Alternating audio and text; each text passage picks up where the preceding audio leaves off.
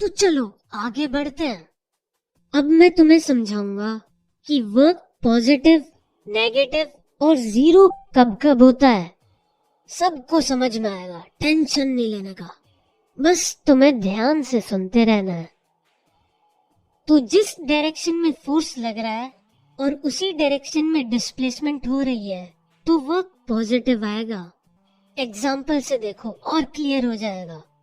जब कभी गाड़ी खराब हो जाती है तो हम उतरकर गाड़ी को धक्का लगाते हैं, तो वो धक्का एक तरह से फोर्स हो गया।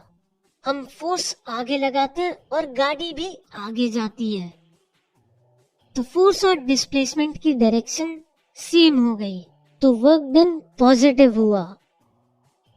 तो अब बात आती है कि वर्क नेगेटिव कब होता है। तो भाई लोग सीधी बात है, जिस डायरेक्शन में फोर्स लग रहा है और अगर उसकी उल्टी डायरेक्शन में डिस्प्लेसमेंट हो रहा है तो वर्क डन नेगेटिव है। तो सीधा मतलब है फोर्स और डिस्प्लेसमेंट की डायरेक्शन ऑपोजिट होनी चाहिए। या यूं समझ लो कि फोर्स और डिस्प्लेसमेंट की डायरेक्शन के बीच 180 डिग्री का एंगल होना चाहिए, तो वर्क डन नेगेटिव हो रहा है। और नेगेटिव वर्क का सबसे अच्छा एग्जांपल होता है फ्रिक्शनल फोर्स, जो हमेशा मोशन की ऑपोजिट डायरेक्शन में लगता है। मान लो मेसी ने रोनाल्डो को बॉल पास करी, तो बॉल जिस डायरेक्शन में डिस्प्लेस हो रही है उसकी उल्टी डायरेक्शन में फ्रिक्शनल फोर्स लग रहा है, तो इस केस में वर्क डन नेगेटिव होगा, क्योंकि फोर्स और डिस्प्लेसमेंट की डायरेक्शन ऑपोजिट हो गई। पर यार मेसी रोनाल्डो को पास क्यों करेगा? मैं भी पता नहीं कैसी भय सी बातें कर रहा हूँ। तो अब देखते हैं वर्क जीरो कब होता है।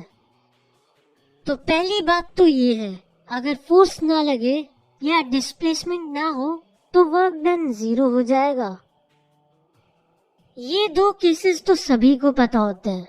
अब आ जाते हैं तीसरे केस पर, जिसके कारण वर्क डन जीरो होता है।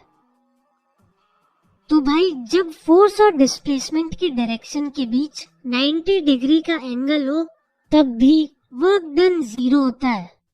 ये केस बहुत इंपॉर्टेंट है। तो अब इससे रिलेटेड एक एग्जांपल देखते हैं।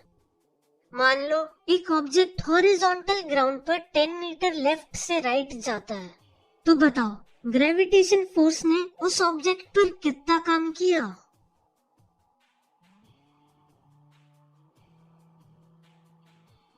जो समझदार होंगे उनके दिमाग में आंसर जीरो आ गया होगा, क्योंकि ग्रेविटेशनल फोर्स वर्टिकली डाउनवर्ड्स लगता है, तो फोर्स की डायरेक्शन और डिस्प्लेसमेंट की डायरेक्शन के बीच 90 डिग्री का एंगल है, इसीलिए आंसर जीरो है।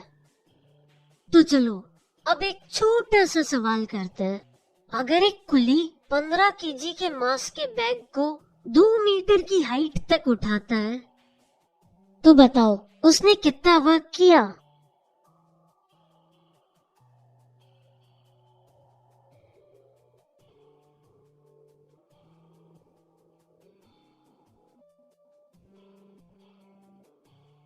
तो अब जिनका आंसर 300 जूल्स आ रहा है वो अपने आप को शाबाशी दे सकते हैं। और बाकी लोग सुनो 300 जूल कहां से आया। पहली बात, फोर्स और डिस्प्लेसमेंट की डायरेक्शन सेम है। अब वर्क होता है फोर्स इनटू डिस्प्लेसमेंट। तो डिस्प्लेसमेंट तो हमें सीधा दिखा रखी है 2 मीटर। तो अब बात आती है फोर्स की। तो अब जिस मिनिमम फोर्स से सामान उठेगा वो बॉडी का वेट होता है। तो किसी भी ऑब्जेक्ट का वेट होता है mg, यानी mass into acceleration due to gravity. और हमें मास तो दे रखा है 15 kg और एक्सेलरेशन ड्यू टू ग्रेविटी यानी g की वैल्यू तो पूरी दुनिया जानती है, मैं तो 10 ही यूज करता हूँ। तो वेट हो गया है 15 इंटू 10 यानी 150 न्यूटन। तो अब हमें फोर्स मिल गया और डिस्प्लेसमेंट है 2 मीटर, तो वर्क होगा 150 इंटू 2 यानी 300 जूल्स। तो चलो अभी के लिए इतना ही। इतने तुम जाओ और थोड़ा पॉजिटिव, नेगेटिव और जीरो के साथ खेलो। यानी जो मैंने सिखाया इस कॉन्सेप्ट के ऊपर और भी ज्यादा क्वेश्चन करो, और जब वो काम हो जाए तब मिलते हैं, यानी अगले एपिसोड में।